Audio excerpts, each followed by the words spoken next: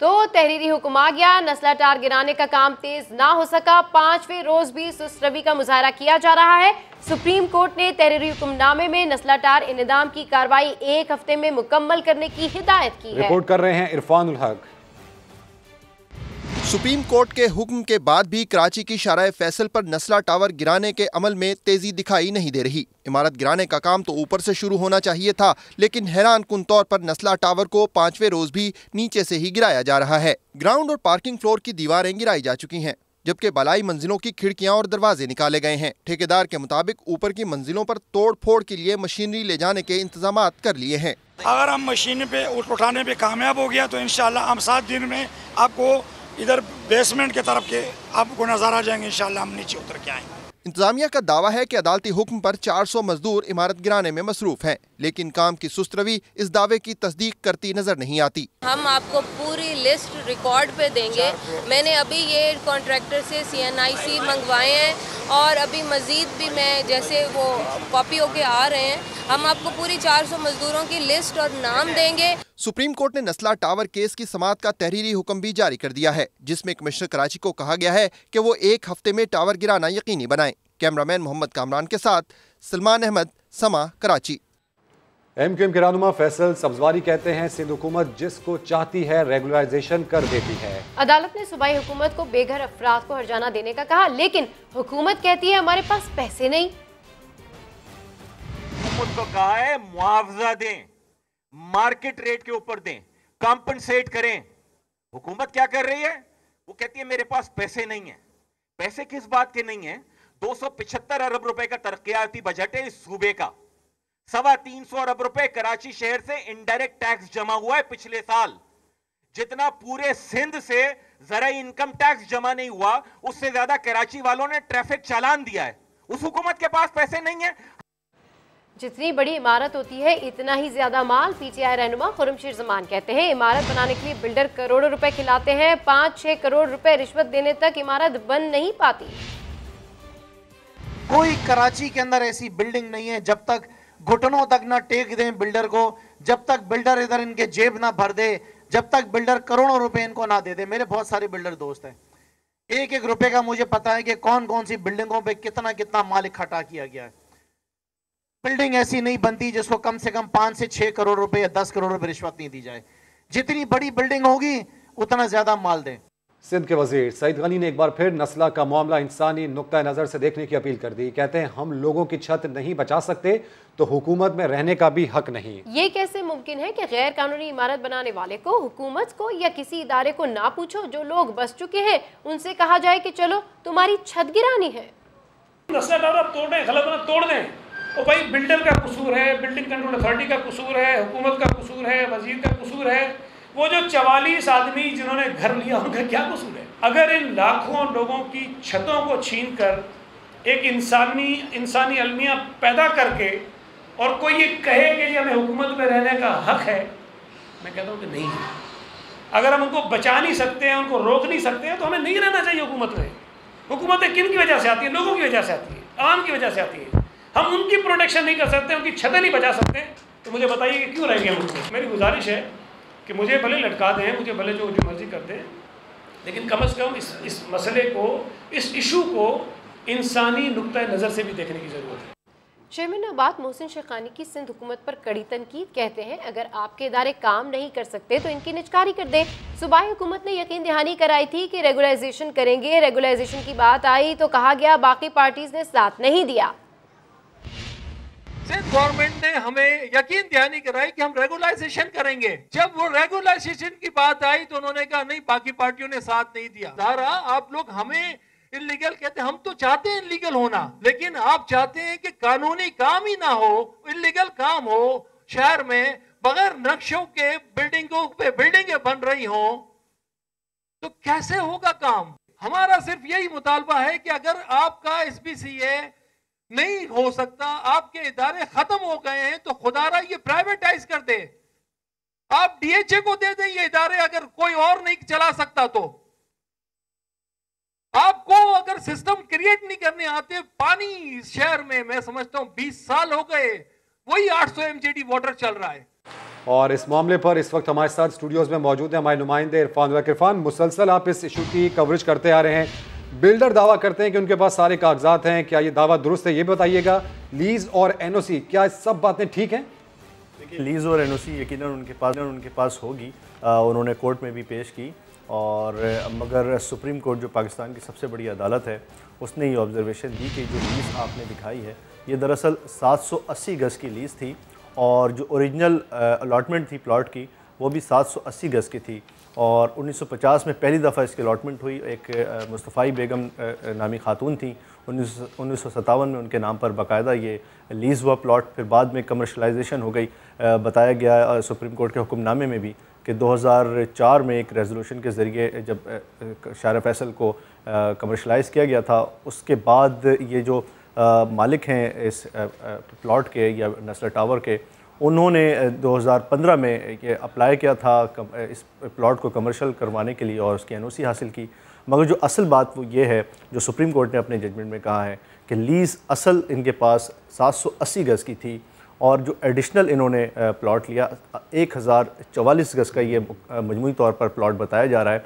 जो 264 गज़ इजाफी इन्होंने लिया है, उसमें जो सर्विस रोड है उसको इंक्रोच किया है। सुप्रीम कोर्ट ने अपने हुक्म में ये भी कहा, जो सिंधी मुस्लिम सोसाइटी ने इनको लीज़ दी थी नस्ला टावर को, वो दरअसल उनको अख्तियार नहीं था, उनको ये इस बात का इस्तेहकाक नहीं था कि वो इनको लीज़ देते, और उसी लीज़ और उसी लेटर की बुनियाद पर, जो सिंधी मुस्लिम का लेटर था उसकी बुनियाद पर सारी तामीरात की गई, और जो उसी की बुनियाद पर फिर SBCA से भी अप्रूवल ली गई होगी यकीनन। और जो सारी इनके पास अप्रूवल है जिसका दावा नस्ला टावर के मालिकान कर रहे हैं, वो यकीनन उसी गैर कानूनी लीज़ की बुनियाद पर कर रहे हैं, जो कि सुप्रीम कोर्ट की ऑब्जर्वेशन। अच्छा इरफान, ये किसकी ज़मीन है, कितनी ज़मीन तरह से ये जो है वो रेगुलाइज हुई? SBCA ने कितना इनको अलाउ किया था, कुछ इस बारे में ज़रा बताएं। देखिए, ये शारा फैसल आपको याद है कि अभी सुप्रीम कोर्ट में भी जिक्र आया कि इसको कमर्शलाइज़ कर दिया गया था। यहाँ पर बंगले हुआ करते थे, जगह जगह पर दायरे तोड़ के प्लाजा बना दिए गए हैं। 780 गज़ का ये ओरिजिनल प्लॉट मौजूद है, और उसके कागजात भी मौजूद हैं। जो 780 मुरबा गज़ सुप्रीम कोर्ट ने भी अपने फ़ैसले में तस्लीम किया है कि ये असल प्लॉट था जो कि मालिक ने हासिल किया, जो नस्ला टावर के मालिक हैं। वो तो सुप्रीम कोर्ट उसकी मिल्कियत तस्लीम करती है, मगर सिंधी मुस्लिम सोसाइटी का एक लेटर और एक एनओसी है जो मालिकान दिखाते हैं कि ये हमें सिंधी मुस्लिम सोसाइटी ने अलाउ किया कि हम इसको आगे लें, मज़ीद आगे बढ़ें और मज़ीद प्लॉट अपने हिस्से में शामिल करें। तो सुप्रीम कोर्ट का कहना यह है कि सर्विस रोड आप इंक्रोच नहीं कर सकते। सिंधी मुस्लिम सोसाइटी को ये इख्तियार ही नहीं था कि वो अपने हुदूद से बाहर निकल कर किसी सर्विस रोड की अलॉटमेंट करे। सर्विस रोड की अलॉटमेंट तो खैर किसी भी कानून में नहीं हो सकती, बल्कि सर्विस रोड को चौड़ा करने के लिए जो निजी या प्राइवेट लैंड होती है वो भी सरकार लेती है बावज़ कीमत। मगर इस प्लॉट के बारे में अच्छा इरफान, एक सिचुएशन ये है कि जो सर्विस रोड है उसको ये कैसे जायज़ बनाने पे तुले हुए हैं, उसको ये कैसे कह सकते हैं कि नहीं हम लीगल कर देंगे, because that is a service road. देखिए, यही बहुत अहम सवाल है। जो कानूनी माहिरीन हैं वो भी कहते हैं कि दूसरे जो अदालती फ़ैसलों का अगर हवाला भी दिया जाता है, मिसाल भी दी जाती है, तो वहाँ इर्रेगुलरिटीज़ हैं या कोई बेज़ाब्तगियाँ हैं, उसको अगर सुप्रीम कोर्ट ने रेगुलराइज़ किया है तो उसकी बुनियाद पर आप सर्विस रोड की इंक्रोचमेंट को अगर ये कहें कि इसको भी रेगुलराइज़ कर दें तो ये बड़ा अहम सवाल है कि इसको सर्विस रोड को रेगुलराइज़ कैसे कर सकते हैं जब इंक्रोचमेंट वो साबित हो चुकी है। इंक्रोचमेंट और इरेगुलरिटीज़ जो दीगर जो मिसालें दी जाती हैं वहाँ पर बेज़ाब्तियों को तो शायद किसी तरह आप ज़ाब्ते में ला सकते हो, मगर सर्विस रोड की इंक्रोचमेंट ये मेरा और आपका हक है कि मैं उस पर गाड़ी चलाऊँ और फुटपाथ पर मेरा हक है कि मैं पैदल चलूँ। यह मेरा और आपका भी बुनियादी हक है। तो सर्विस रोड को इंक्रोच करके उसको फिर रेगुलराइज करने का बिल्कुल इरफान, ऐसे में हम ये कह सकते हैं कि ये टेस्ट केस होगा इस वक्त कराची के लिए भी कि वो किस तरीके से सुप्रीम कोर्ट के इस ऑर्डर को उस पर अमल दरामद कराती है। बेशुक्रिया तफसीली तौर पर आपने अपना वक्त दिया। पाकिस्तान की पहली खातून आर्किटेक्ट यास्मीन लारी ने कराची में गैर कानूनी इमारतों पर तशवीश का इजहार कर दिया। समा से गुफ्तगू में कहा कि कब्जा माफिया सब जानता है, नक्शा सबके सामने है, यहाँ तक कि हेरिटेज इमारतों पर भी कब्जे किए जा रहे हैं। चीफ जस्टिस ने जो कदम उठाया है सबको उनका साथ देना चाहिए। यहाँ पे एक ऐसी रीत चल पड़ी है कि चाहे उनकी जमीन हो या हकदार हो कि ना हो या पब्लिक के यूज की जमीन हो, सब उस पर कब्जा करना चाहते हैं और सबको पता होता है क्योंकि नक्शे हैं मौजूद जिनसे पता चलता है कि क्या वायलेशंस कर रहे हैं। तो जब तक कि मिली भगत नहीं होती ये काम आगे नहीं होते हैं और हम देख रहे हैं, ये तो आप बिल्डिंग की, नई बिल्डिंग की बात करें, पुरानी बिल्डिंग के साथ जो हो रहा है, जो हमारी हेरिटेज है, उस पर जो कुछ हो रहा है वो तो एक और ही कहानी है। उसमें ये है कि हर कोई जो है अंदर से खाली कर रहा है, फिर उनको इजाजतें मिल जाती हैं कि जो एडवाइजरी कमेटी वो इजाजत से देती है कि भाई यहाँ मल्टी स्टोरी बना दो। ज़्यादातर 50% हेरिटेज बिल्डिंग जो है अंदर से खोखली हो चुकी हैं, क्योंकि जो माफिया बैठा हुआ है वही तमाम कब्जे कर रहा है हर तरफ। और यहाँ पे मल्टी स्टोरी जहाँ बनानी नहीं चाहिए, बिल्कुल जहाँ पे जगह तिल धरने को जगह नहीं है, जहाँ ना कुछ सीरेज का सिस्टम सही है, ना पानी है, ना कुछ भी नहीं है, और वहाँ पे इतनी बड़ी बड़ी बिल्डिंग से इजाजतें देना, ये कहाँ का मुनासिब बात है? मतलब ये बड़ी जाति की बात है ये तो। और अगर चीफ साहब ये कह रहे हैं, honourable chief justice of Pakistan अगर ये उठा रहे हैं, तो हमें सबको उनका साथ देना चाहिए। सुप्रीम कोर्ट के हुक्म के बाद कराची में बड़ी तब्दीलियां आने लगी। शहर में पोर्शंस की खरीदो फरोख्त भी मुतासिर हो गई है। स्टेट ब्रोकर्स का कहना है कि नस्ला टावर ऑपरेशन के बाद शहरी पोर्शन खरीदने से डर रहे हैं। मजीद जानते हैं मोहम्मद अली हफीज से। जी अली हफीज, अपडेट कीजिए, मजीद क्या खदशात हैं? जी बिल्कुल, सुप्रीम कोर्ट ऑफ पाकिस्तान के हुक्म के बाद जब नस्ला टावर जो है उसको मिसमार करने के लिए ऑपरेशन का आगाज़ हुआ, उसके बाद कराची के अंदर पोर्शन की खरीदो फरोख्त का कारोबार जो है वो ठप होकर रह गया है। हम मौजूद हैं कराची के इलाके डिस्ट्रिक्ट सेंट्रल में, गुलबर्ग टाउन में, अजीज़ाबाद में। यहाँ पर हम बात करेंगे जो ब्रोकर है, स्टेट एजेंट्स हैं, उनसे बात करेंगे कि किस तरह जो है क्या मार्केट है, क्या जो पोर्शन बनाए जा रहे हैं उस काम में क्या फ़र्क पड़ा है, पोर्शन जो है उसकी फ़रोख्त में कितनी कमी हुई है, यहाँ पर पोर्शन खरीदो फरोख्त में काम में क्या फ़र्क पड़ा है। एक्चुअली जब से नस्ला टावर का मामला उठा है, तकरीबन प्रॉपर्टी का काम जो बिल्कुल ठप होकर रह गया है। वजह क्यों? ये बस लोग अभी तकरीबन लोग डर चुके हैं कि इलीगल मामलात हैं या क्या है, कोई नहीं। गैर कानूनी तामीरात तो होती है ना, SBC वाले पैसे लेके गैर कानूनी तामीरात करवाते हैं। ये जो पोर्शन बनते हैं गैर कानूनी तामीरात तो होती है ना ये। जी हाँ, वो तो पूरे कराची में चल रहा है। गैर कानूनी तामीरात तो सब इदारों के ज़ेर नज़र ही हो रहा है और उनके सब मामला उन्हें मालूम है। तो पोर्शन क्यों नहीं बिक रहे, ये बताएं, पोर्शन कब से क्यों नहीं बिक रहे? अब तकरीबन लोगों को ये खौफ हो चुका है कि हमारे घर ना टूट जाएं। कारोबार में क्या फ़र्क पड़ा है? काम रुका हुआ है, बहुत ज़्यादा रुका हुआ है। कोई पोर्शन कोई यहाँ पे नहीं हो रहा, कोई सेल परचेज कोई नहीं हो रहा, बिल्कुल स्लो है। अभी भी इस मार्केट में 28 प्लॉट ऐसे हैं जो सेल करने हैं, एक सेल नहीं हो रहा। 2 स्टेट एजेंसियों का हमने जो है सर्वे किया, जो हमारी स्टेट ब्रोकर से बात हुई जो खरीदो फरोख्त का काम करते हैं, पोर्शन फ्लैट, उनका ये कहना है कि काम मुकम्मल तौर पर ठप हो गया है। इनका ये कहना है कि नस्ला टावर जब शुरू हुआ है उसके बाद आवाम जो है वो डर गए हैं, जबकि जो है जो पोर्शन का काम है वो भी उस पर भी स्टॉप लग गया है। यानी कि गैर कानूनी तामीरात जो है कराची में जो है उस पर स्टॉप लगा है। सबसे अहम वजह जो सामने आ रही है वो नस्ला टावर का ऑपरेशन है। जी, सुप्रीम कोर्ट के हुक्म के बावजूद नस्ला टावर को गिराने का काम सुस्रवी का शिकार है। इंतजामिया ने मशीनरी छत पर तो पहुंचा दी, लेकिन ऊपर से ऑपरेशन का आगाज नहीं हो सका। अपडेट्स हासिल करेंगे समा के नुमाइंदे सलमान अहमद से। सलमान, तो बताइएगा कितने मजदूर हैं जो इस वक्त काम कर रहे हैं? जी देखिए, गुज़िश्ता रोज़ सुप्रीम कोर्ट ने कमिश्नर कराची की सरजनिश की थी कि इमारत को नीचे से क्यों तोड़ा जा रहा है, इमारत को ऊपर से तोड़ा जाए। और आज भी हम पूरा दिन हमने यही देखा कि काम जो है वो इंतहाई सुस्त रद्दी का शिकार है। सिर्फ हथौड़ों के ज़रिए जो है वो दीवारों को तोड़ा जा रहा है और जो ग्रिल हैं उनको जो है वो तोड़ा गया है, उनको निकाला गया है। कैमरामैन आतिफ कुरैशी को मैं कहूँगा कि वो आपको दिखाएँगे कि ये देखें, ये ग्रिलें हैं जिनको जो है वो निकाला गया है, दीवारों को तोड़ा गया है, खिड़की और जो दरवाजे हैं उनको निकाला गया है। लेकिन एक तरफ ये भी दावा जो किया गया था कमिश्नर कराची की जानिब से, क्योंकि सिर्फ 60 से 65 जो मज़दूर हैं, हमने कल भी देखा, वो सिर्फ इसको तोड़ने का काम कर रहे थे। और आज भी ज़मीनी हक़ाइक़ ये हैं कि सिर्फ 60 से 65 मज़दूर जो है वो इस इमारत में काम कर रहे हैं। लेकिन आज असिस्टेंट कमिश्नर ने यह दावा किया कि 400 मज़दूर जो है वो यहाँ पर इमारत में तो काम कर रहे हैं, लेकिन उनके जो दावा है बिल्कुल गलत साबित हुआ। और आज भी जो हमने देखा कि 60 से 65 मज़दूर सिर्फ काम कर रहे हैं।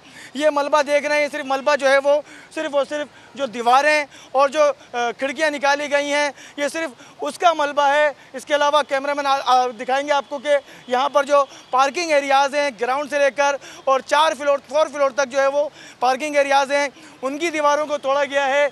ऊपर की साइड अगर आप देख सकें तो इमारत का जो पार्किंग जो एरिया है सिर्फ उसकी दीवारों को तोड़ा गया है। लेकिन ऊपर की जो मंजिलें हैं जहाँ पर रिहायशी रहते थे उनमें सिर्फ और सिर्फ एक फ्लोर जो ऐसा है जिसकी दीवारों को तोड़ा गया है। लेकिन ऊपर तमाम के तमाम फ्लोर्स पर अभी तक कोई ऐसा काम नहीं किया गया कि हम ये कह सकें कि इमारत को जो है वो तोड़ने का काम तेज़ी से जारी है। मशीन यहाँ पर मौजूद है लेकिन उससे जो है वो काम नहीं लिया जा रहा।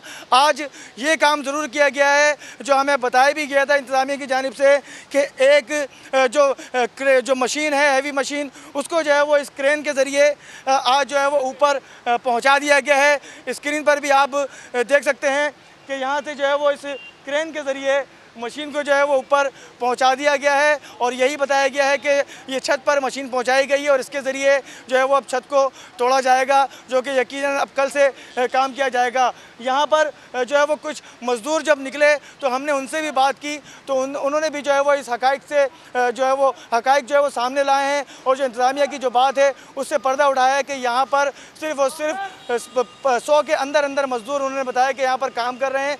अब यकीनन जो 400 मज़दूर अगर आज हमें नहीं दिखाए मीडिया के सामने तो यकीनन ये उम्मीद की जा सकती है कि 400 मज़दूरों का जो दावा है वो मीडिया के सामने, अगर 400 मज़दूर हैं तो सामने पेश करें, दिखाएं मीडिया को, तो फिर कहा जा सकेगा 400 मज़दूर हैं। लेकिन कहीं से भी यहाँ पर 400 मज़दूर काम नहीं कर रहे, जिसकी वजह से जो इंतज़ामिया है, असिस्टेंट कमिश्नर है, ठेकेदार है, उसकी जानिब से यहाँ पर जो है वो वादा करने के बावजूद मीडिया से यहाँ पर मज़दूरों को सामने नहीं दिखाया गया। जी ठीक है, सलमान अहमद हमें तफसीली तौर पर आगाह कर रहे थे। आगे बढ़ेंगे, एक और मामले की बात करेंगे। नौशीन काज़मी के वालिद हिदायतुल्लाह ने नौशीन की रूममेट तालिबा को शामिल तफ्तीश और अदालती इंक्वायरी कराने का मुतालबा कर दिया। कहते हैं वाकया यूनिवर्सिटी में हुआ और तहकीकात भी वही कर रहे हैं जिसे हम तस्लीम नहीं करते। उनका मजीद क्या कहना था आपको दिखाते हैं।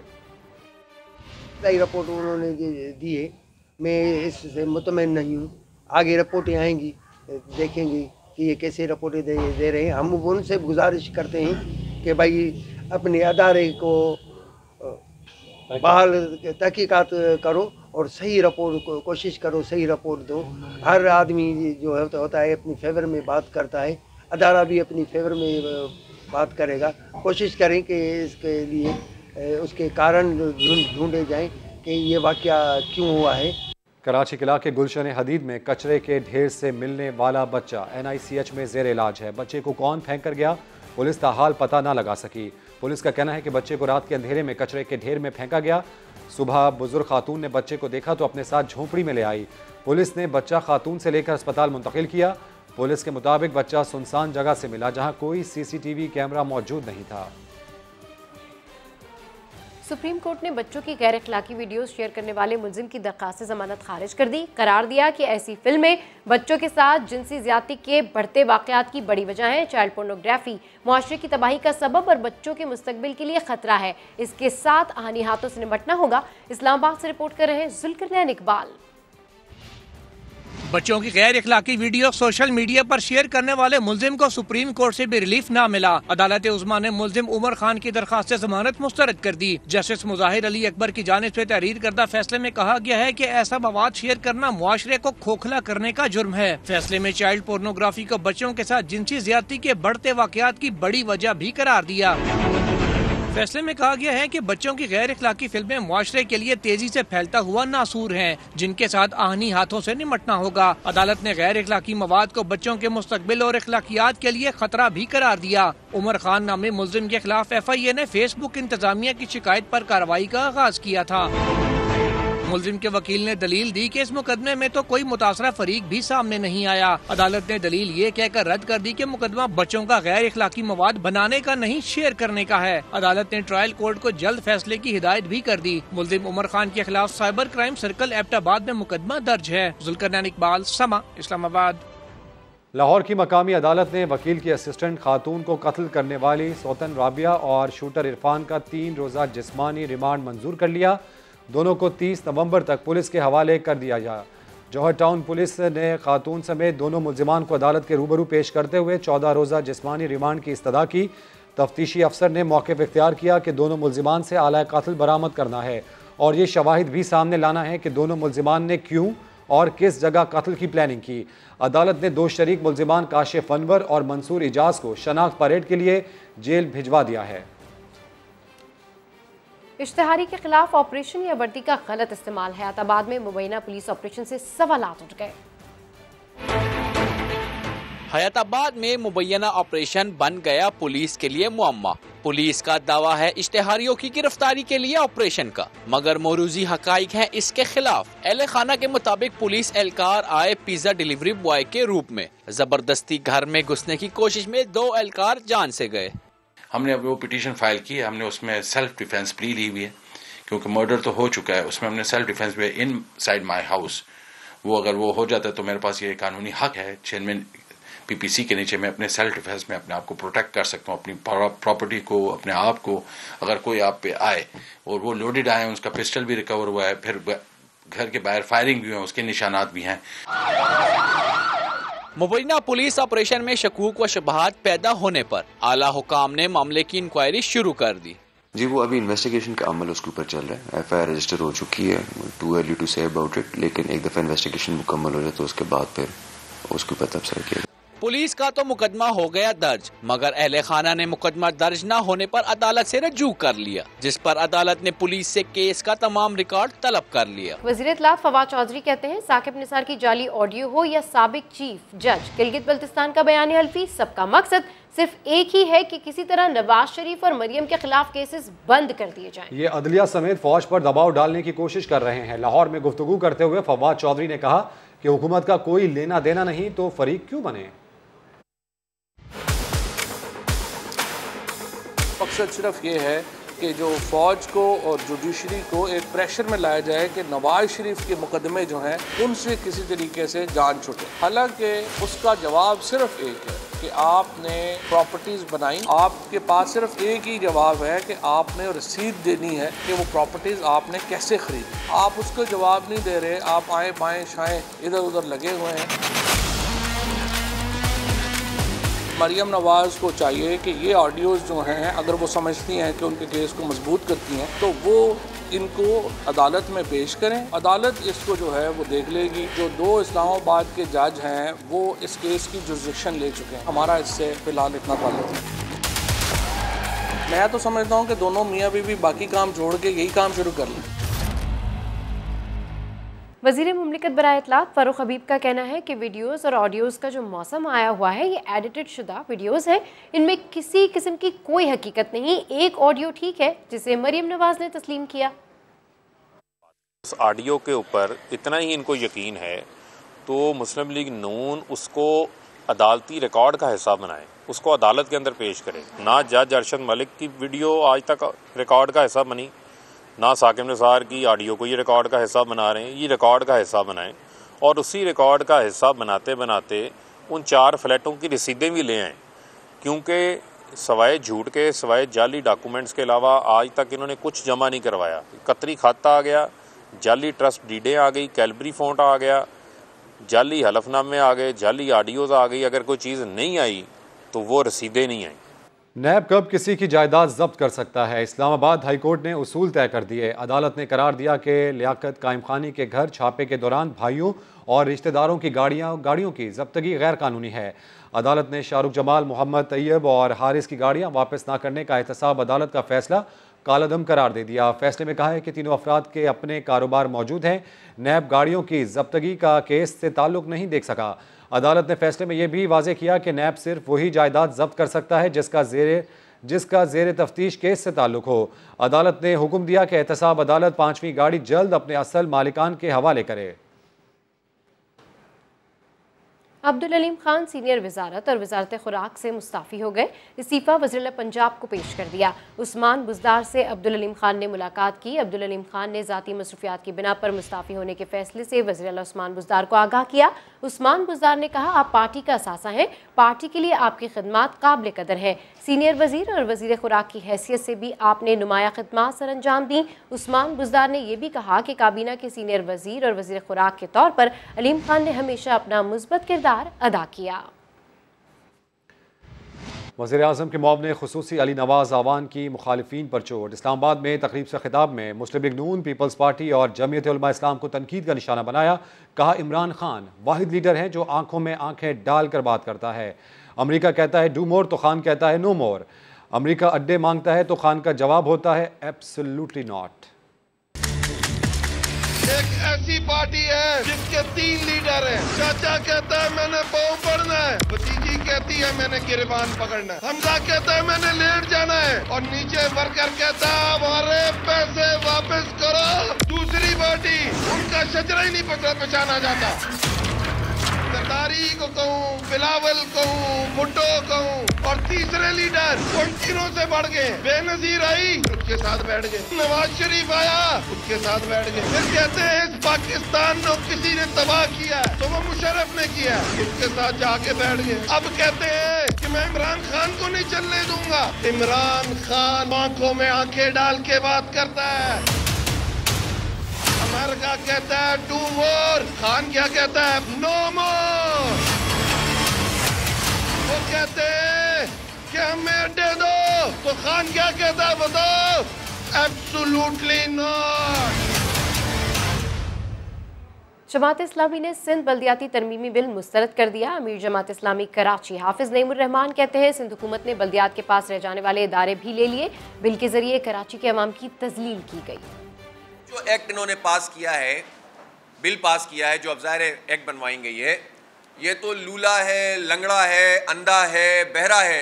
ये ख़ास तौर पर कराची को इस तरह बनाकर कब्ज़ा करना चाहते हैं। तमाम मेडिकल कॉलेजेस जो KMC के थे वो उन्होंने ले लिए, टेक्निकल और स्पेशलाइज्ड हॉस्पिटल्स वो भी ले लिए।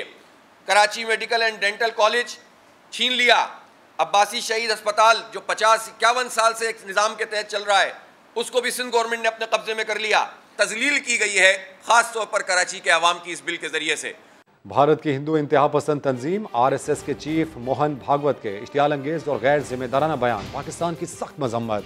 तर्जुमान दफ्तर खारजा कहते हैं तकसीम को कालादम करार करने का मुतालबा और इंडिया के खतरनाक हथकंडों का मकसद भारत में मौजूद अक़लियतों को पसमानदा रखना है। बुलेटिन से फिलहाल इतना ही। एक ब्रेक के बाद हाजिर होंगे हेडलाइंस के साथ। देखते रहिए समा।